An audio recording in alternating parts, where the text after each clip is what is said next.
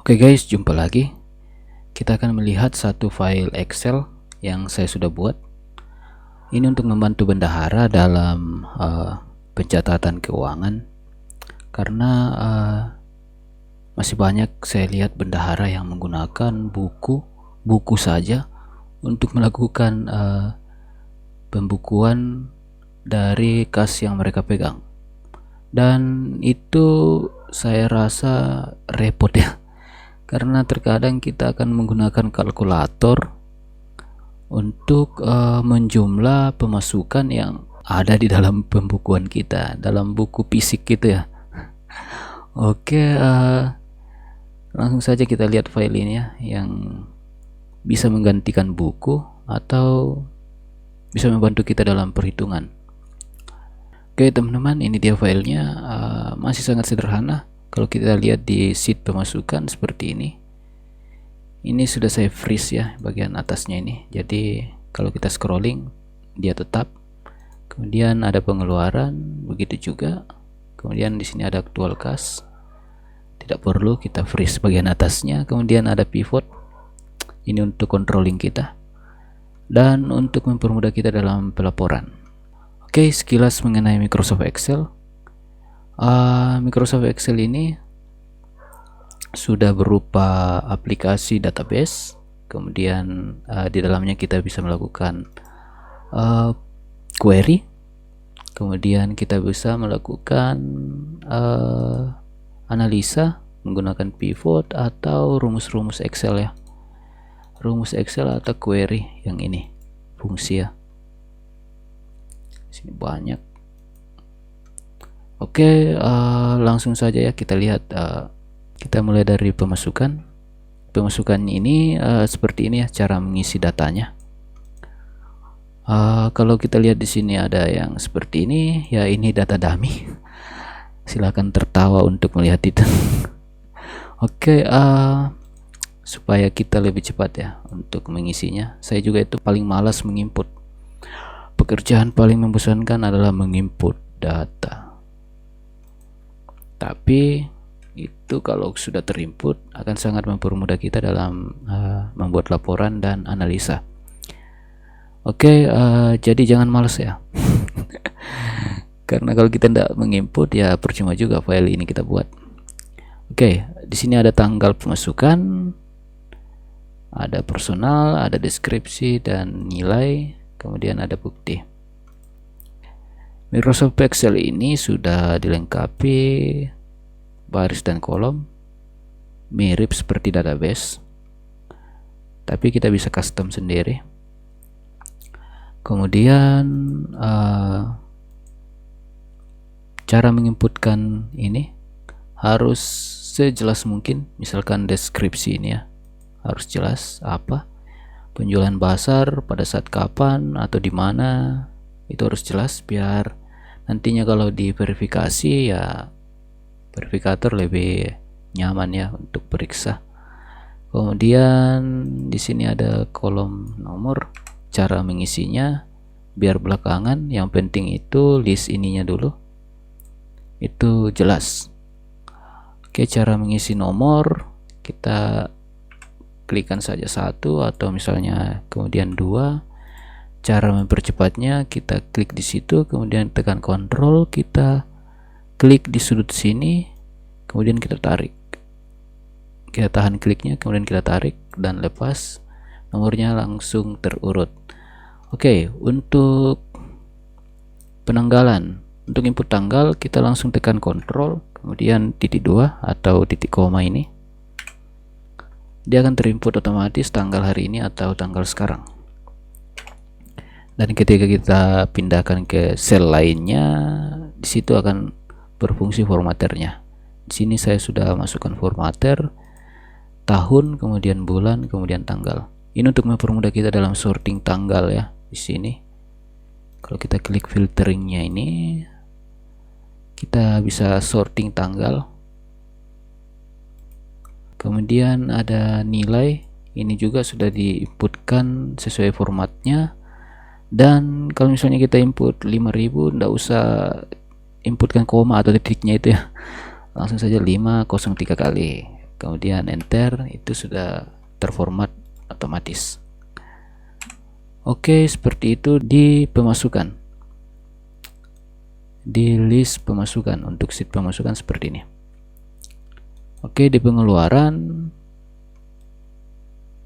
seperti ini, tidak beda jauh dengan pemasukan. Yang membedakan hanya deskripsinya saja, yaitu pengeluaran. Cara inputkan tanggal sama. Kalau misalnya kita input tanggal ya kayak gini, ingin mengubah tanggalnya saja, langsung edit tanggalnya, misalnya 12, kemudian enter, kayak gitu. Atau tanggal 20. Oke. Kemudian kalau misalnya teman-teman punya komputer teman-teman memiliki formatter yang berbeda kayak gini ya, ini kan bulan, kemudian tanggal, kemudian ini, itu biasanya kita bisa setting di bagian region atau bahasa, disesuaikan saja yang mana sesuai dengan yang kita mau. Kemudian yang ini bisa kita format di bagian format sini ya, format cell. Di sini kita format di bagian sini. Oke, seperti itu. Silahkan di custom ya ininya, listnya, karena ini agak berantakan. Tapi ini sudah otomatis ya. Kita bisa lihat ini totalnya itu sudah otomatis. Semua yang diinputkan dalam nilai ini, dalam kolom nilai, misalnya kita tambahkan 500, kita enter, dia akan bertambah 500 di total sini. Kemudian di pivot juga akan bertambah di sini ya, akan bertambah di sini 4520, di sini juga 4520. Ini sudah otomatis. Kemudian kalau kita hapuskan, dia terhapus otomatis.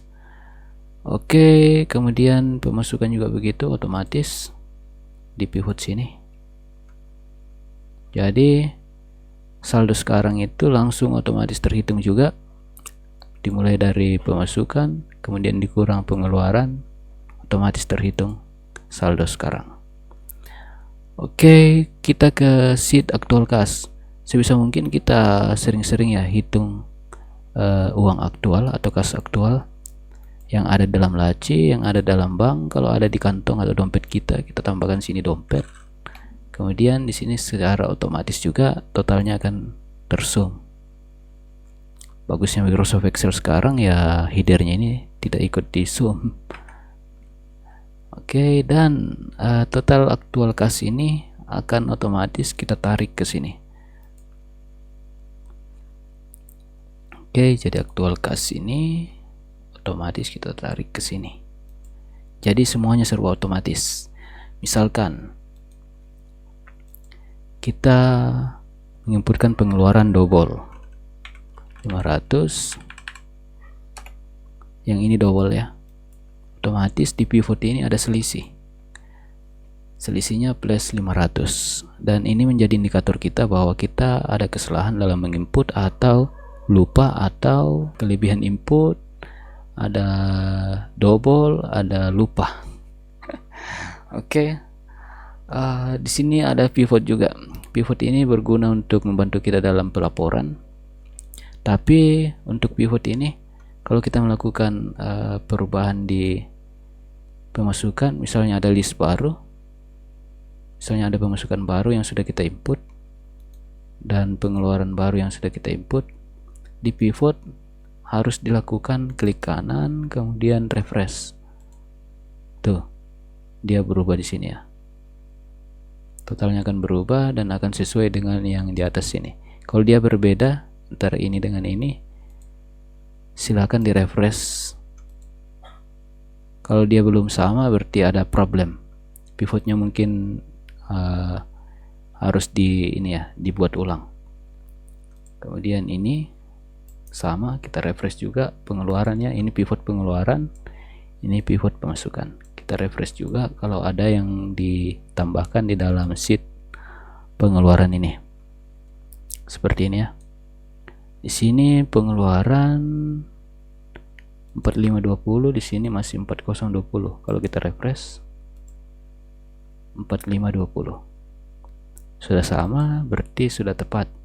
Kemudian di sini ada selisih, berarti kita ada kesalahan. Misalnya di sini tadi kita delete ini, kita double input di pengeluaran, ya dia otomatis akan plus di sini. Kalau datanya sudah clean, sudah maksudnya apa ya? Tidak ada lagi kesalahan seperti ini. Di sini akan 0 untuk selisihnya ya. Untuk pelaporan sangat mudah ya. Kalau misalkan listing ini sudah sampai beribu-ribu baris, pengeluaran juga mungkin ada ribuan baris, pivot ini akan membantu kita untuk pelaporan. Jadi misalnya di April itu ada sekian nilai pemasukan. Dan kalau kita ingin melihat detailnya, kita klik 2 kali saja di nilainya ini. Nah, langsung muncul detailnya. Dia akan membuat sheet baru seperti ini ya. Jangan lupa ini dihapus lagi kalau tidak digunakan lagi. Oke, begitu juga di pengeluaran, kita klik ini, kemudian detailnya akan muncul, dan ini bisa kita kopikan untuk jadi pelaporan untuk bulan 5 kayak gitu ya.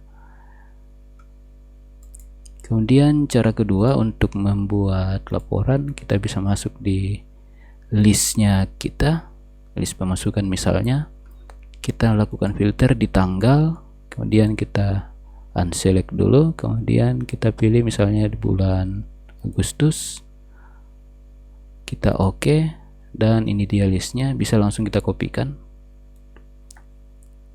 Ctrl C, kemudian kita pas, Ctrl V, dan dia akan muncul sesuai dengan yang kita kopikan. Hanya 2 ini ya, 2 baris data ini. Yang terhidden atau terfilter itu tidak akan tercopy ke sini. Oke, seperti itu ya. Dan kalau kita ingin mengembalikan filternya, kita klik ini, kemudian kita clear filter. Oke, sama saja di pengeluaran, kita ingin menarik laporan Juli. Gini, kita klik Juli, dan gini, ini dia list untuk Juli. Oke, seperti itu untuk laporan, sangat mempermudah kita. Walaupun dia sudah beribu-ribu baris data, itu masih sanggup ya di handle oleh Microsoft Excel ini. Dan untuk aktual kas, saldo kas sekarang itu terhitung otomatis, jadi kita enak, tidak perlu lagi pakai kalkulator untuk hitung-hitung kayak gitu ya. Untuk selisih di sini, kalau misalnya selisihnya minus, selisih ini dihitung ya, kita mengambil acuan di aktual kas, jadi aktual kas dikurang buku. Buku itu adalah nilai uang yang terhitung di dalam buku kayak gitu ya. Jadi ini kurang ini sama dengan selisih. Jadi kalau misalnya selisih plus atau minus, itu adalah uang aktual. Misalnya selisih plus 500, berarti uangnya kelebihan 500 kayak gitu ya. Kemudian kalau dia minus, kita ada lupa mencatat pengeluaran. Kemudian bisa jadi juga kita double input di pemasukan, kemudian ada kelebihan nilai di pemasukan, kita salah input ya. Kemudian begitu pun kalau dia plus, dia akan kebalikan dari ini ya, pengeluaran double, pemasukan lupa dicatat, kelebihan nilai di pengeluaran. Dan ini juga bahayanya ya kalau misalnya disalahgunakan, jadi jangan sampai ya kita melakukan permainan dengan file ini. Jadi sebisa mungkin ini kita gunakan untuk melihat apakah pekerjaan kita itu sudah mendekati bagus atau bagaimana, dibanding kita melakukan hal-hal yang tidak sesuai, misalnya kita memanipulasi keuangan kayak gitu ya, itu jangan. Oke, ini ada pemasukan, pengeluaran, aktual cash, pivot, dan seperti ini untuk melakukan pembukuan di Microsoft Excel. Mungkin sampai sini dulu, dan ya sampai jumpa di video selanjutnya guys.